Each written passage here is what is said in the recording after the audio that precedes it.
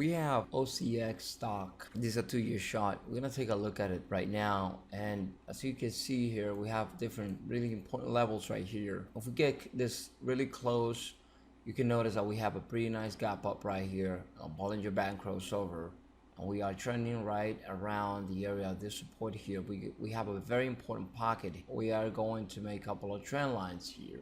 So as you can see there, we have a pocket of no resistance or support whatsoever.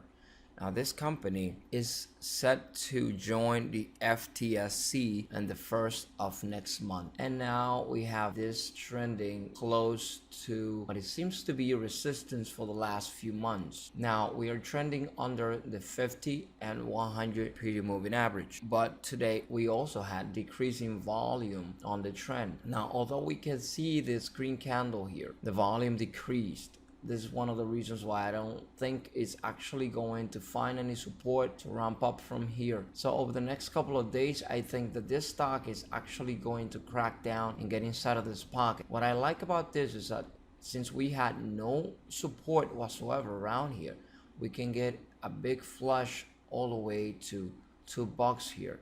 And this is the reason why I'm bringing you this stock. So I don't really think it's going to hold the support around the $3.20 area, and we're gonna have a crackdown all the way to $2 per share.